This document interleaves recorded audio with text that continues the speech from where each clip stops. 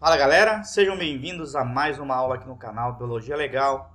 Para quem não me conhece, sou o professor Rodrigo Gimenez e hoje vou estar explicando para vocês um pouquinho sobre as propriedades da água. Então já quero convidar você que ainda não é inscrito aqui no canal Biologia Legal, que já vá se inscrevendo, já vá deixando o seu like aí, ativa o sininho para receber as notificações de novos vídeos e vamos aí estudar tudo sobre as propriedades da água. Gostaria muito que você no final colocasse nos comentários o que você aprendeu sobre essa aula. Vamos começar com algumas perguntas aqui. Você sabe então quais são as propriedades da água? Você sabe qual é o gosto que a água tem? Coloca nos comentários aí se a água tem gosto. A água pura. Se a água tem cheiro, você sabe qual o cheiro da água? Você sabe qual a cor da água? E aí? Você sabe explicar aí como que a água é formada? Pelo que a água é formada? O que forma a água? Essa substância? Sabe? Se não sabe, nós vamos aprender agora. A água, então, ela é uma substância inodora, ou seja, não tem cheiro, é incolor, não tem cor e é insípida, não tem gosto. A água ela vai ter essas três principais características. Isso tudo assim de imediato. Eu já posso dizer, você já pode anotar aí, então, que a água é inodora, não tem cheiro, incolor, não tem cor, insípida, que não tem gosto. Então, como explicar aí a cor, o cheiro e até mesmo o sabor que percebemos muitas vezes na água? Então, quando nós bebemos uma água pura, nós não vamos sentir gosto. A água pura em si ela não vai ter gosto. Porém, quando você toma um refrigerante, por exemplo, ou um suco, ele vai ter o gosto. Mas aquele gosto foi adicionado à água através de uma outra substância que está misturada ali naquela solução.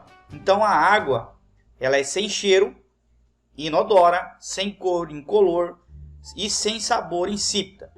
Então, desse jeito, sem essas três características, tendo essas três características, a água é chamada de água pura. A água pura, geralmente nós não conseguimos encontrar água pura na natureza. A água, para ela ser pura, realmente, sem ter sais minerais, por exemplo, nós temos que trabalhar em laboratório. Porém, na natureza, mesmo que essa água seja limpa, transparente, não tenha cheiro e inodora, ela vai ter ali sais minerais adicionados. Então vai ser uma solução aquosa. Todas as substâncias são feitas aí de matéria e a unidade fundamental da matéria é o átomo. A água é matéria e ela vai ser formada por átomos no caso. Então a água vai ser um composto químico formado por dois átomos de hidrogênio e um átomo de oxigênio. E a fórmula química da água é H2O. A água está no estado sólido, líquido ou em estado gasoso, ela vai ter essa fórmula química. Sempre vai ter aí dois átomos de hidrogênio ligados a um átomo de oxigênio. Então essa é a composição, a formação, como que a água ela é composta, como que a água é formada. Ela vai ser formada por unidades microscópicas, minúsculas, chamadas de átomos. No caso, 3 átomos, sendo 2 de hidrogênio e um átomo de oxigênio. Então, na natureza, um conjunto de outras substâncias, como por exemplo, sais minerais, vão se juntar à água. Nos oceanos, por exemplo, existe uma grande quantidade de sal misturado à água. Nós vamos encontrar a água na natureza em 3 estados físicos. O sólido, que é o gelo, o líquido, que seria a água líquida, e o gasoso, que seria aí o vapor de água. Nós vamos encontrar principalmente aí na formação das nuvens. Então a água, assim como toda a matéria que existe no planeta, que existe na natureza, pode se apresentar de formas diferentes, que são chamados aí de estados físicos. A influência de fatores externos como a pressão, como a temperatura, faz com que a matéria se apresente ora em um estado, ora em outro estado físico. Então a mesma coisa na natureza, a temperatura, por exemplo, vai variar de um local para outro, e isso vai fazer com que nós encontremos a água aí nos 3 estados físicos da matéria. No estado sólido, as moléculas de água vão estar bem presas, elas vão estar bem próximas umas das outras, se movendo muito pouco. Elas vibram, mas sem se afastar umas das outras. E a sua forma e o seu volume vai ser bem definido. Então, se eu tenho um cubinho de gelo, aquele é o formato, né, da água no estado sólido. Já o estado líquido é um estado intermediário entre o sólido e o gasoso. Nesse estado, as moléculas de água vão estar mais soltas, mais livres e vão estar se movimentando com maior facilidade. E nesse caso, então, a água não vai ter aí uma forma definida. Já no estado gasoso, a matéria está muito expandida, os átomos vão estar bem longe um do outro. Os corpos, né, no estado gasoso não possuem forma própria e as moléculas de água se movem mais livremente ainda do que no estado líquido.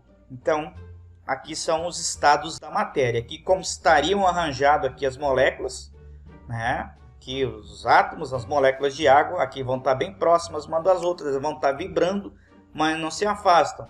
Aqui elas já se afastam um pouco e aqui já ficam muito mais afastadas umas das outras, formando vapor de água. Para ter esses estados físicos, nós vamos ter as mudanças de estado físico da matéria, no caso da água. Então nós chamamos de mudanças de estado físico a transformação da água para os estados sólido, líquido e gasoso. Então nós vamos ter aqui nomes, nós vamos dar nomes e vamos ter coisas que vão estar acontecendo para ter essas mudanças de estado.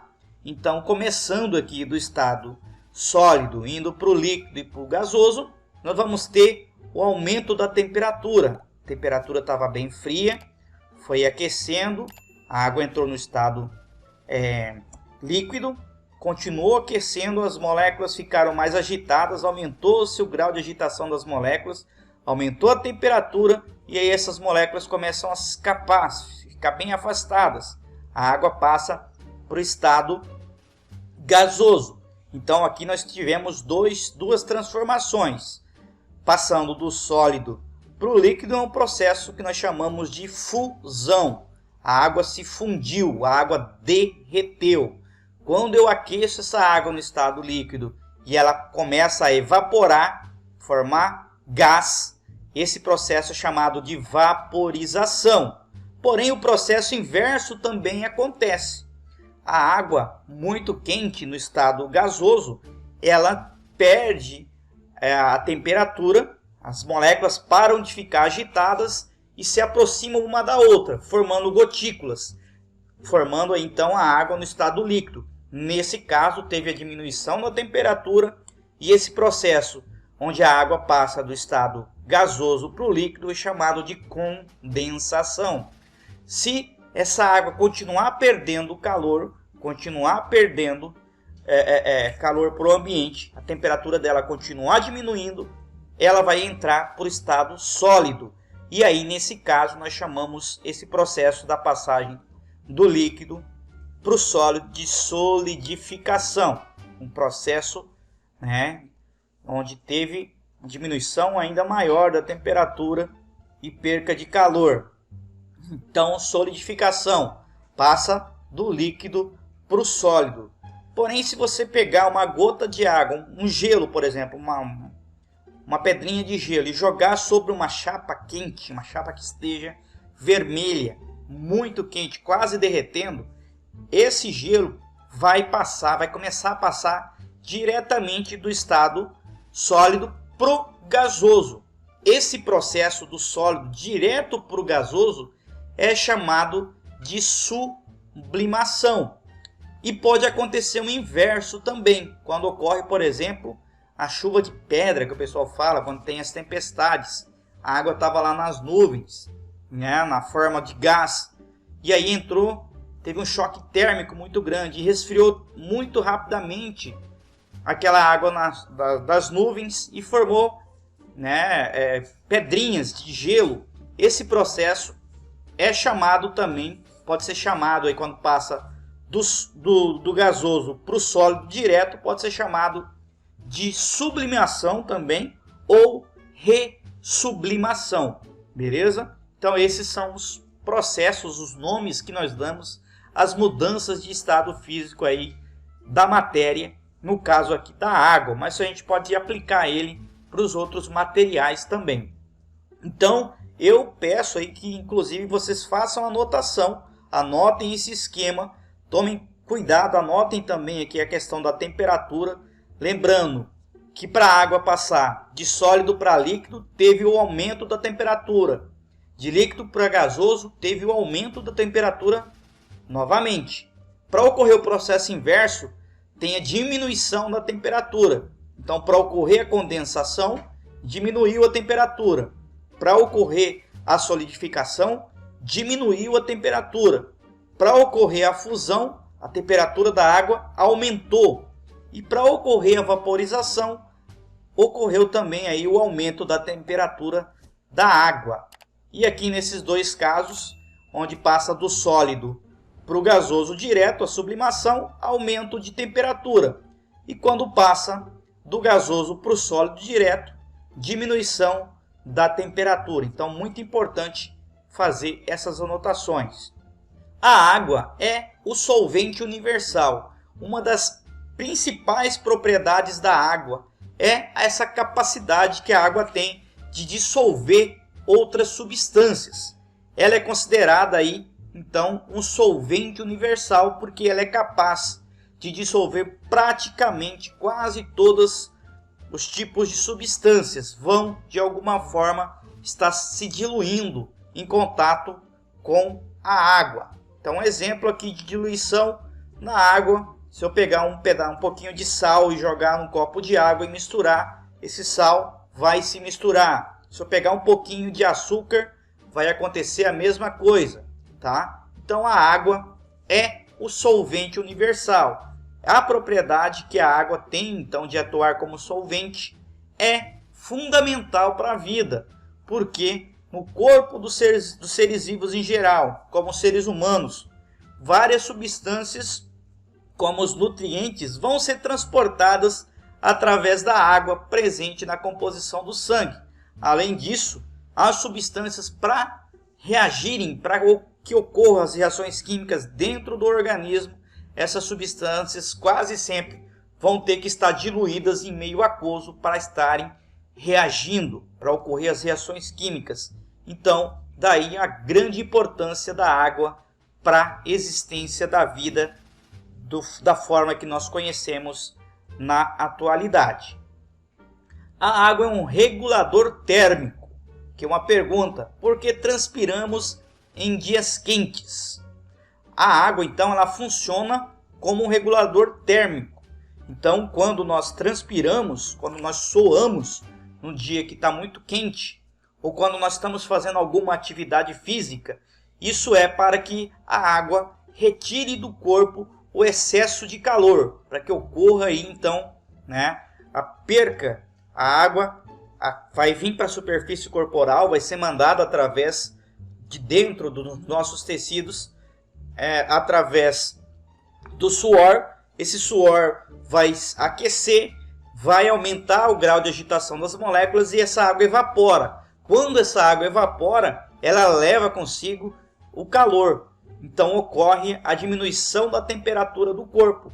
Então a água ela vai funcionar como um regulador térmico, tá? Então, sendo assim, o suor é uma forma que o corpo usa para eliminar a água com a finalidade de resfriá-lo, controlando a temperatura do corpo e garantindo o seu bom funcionamento. Por isso você perde água aí muitas vezes por dia e por isso é tão importante beber água constantemente, principalmente nos dias quentes, né? A gente tem que tomar um cuidado maior ainda nos dias quentes, quando você está fazendo uma atividade física, para estar se reidratando, porque essa água vai sendo perdida através da transpiração, através da respiração também. E aí o corpo precisa de água, por isso nós devemos aí sempre andar com uma garrafinha de água, cheia de água, e beber ela e repor, né, sempre que possível, beleza? Então vamos adotar uma garrafinha aí durante as aulas também, levar para a escola a sua garrafinha, para estar bebendo água aí, né, durante o dia todo, beleza? Principalmente durante as atividades físicas.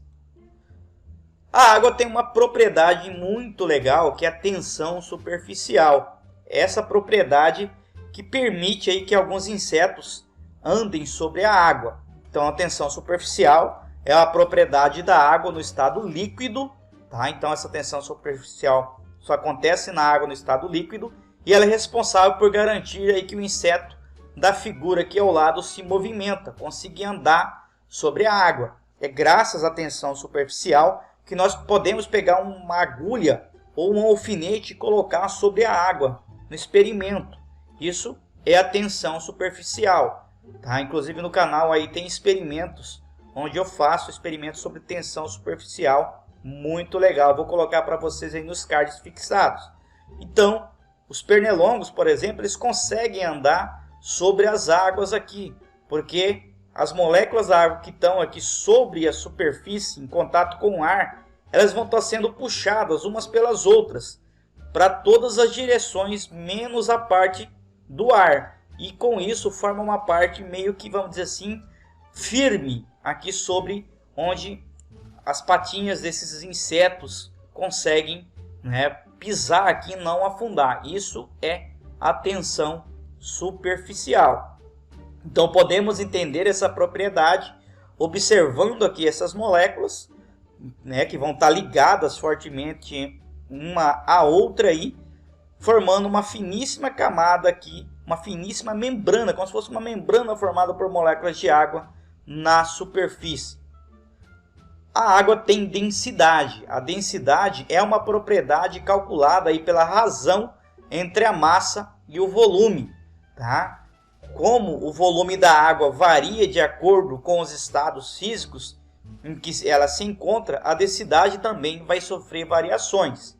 E aqui tem uma experiência bem legal que dá para a gente fazer com um ovo, por exemplo, um ovo saudável. Você pega uma água normal, coloca o ovo aqui e a água limpa, né? Uma água que você bebe aí no seu dia a dia. Coloca o ovo e esse ovo vai para dentro da água. Se você acrescentar sal a essa água, o que vai acontecer? Esse ovo vai subir, ele vai passar a flutuar. Isso acontece porque a água ficou mais densa e com isso ela consegue empurrar esse ovo para cima, para a superfície. Então, um experimento bem legal que dá para você fazer na sua casa. Inclusive, vou estar fazendo e vou estar deixando para vocês aqui também. Então, densidade da água, ela vai variar de acordo com seus estados físicos e também com as misturas, com os solventes que vão estar diluídos nela, tá? Eu posso usar aqui, por exemplo, açúcar. Também vai acontecer o mesmo processo. Capilaridade. A capilaridade é também uma propriedade que a água tem de subir por finíssimos tubos chamados capilares. É essa propriedade da água que permite que ela suba pelos vasos condutores das plantas. Quanto mais fino for um tubo, maior é a altura que a água alcança. E aqui nós temos os capilares aqui, né? Onde tem os vasos comunicantes e aí a gente consegue visualizar de acordo com, né, a grossura. Quanto mais fino é o capilar, mais alto a água vai estar subindo. Inclusive eu tenho também experimento aqui no canal já. Vou deixar aí nos cards fixados para você, beleza? Para ver esse experimento. É bem legal também esse experimento das capilaridades. Então essa foi a nossa aula aí sobre as propriedades da água. Espero que vocês tenham gostado. Não se esqueçam de deixar o like se você não deixou ainda. Coloca nos comentários o que você aprendeu sobre essa aula, o que você achou de mais interessante. Não se esqueça de se inscrever e um forte abraço e até a nossa próxima aula aqui no canal Biologia Legal. Tchau, tchau!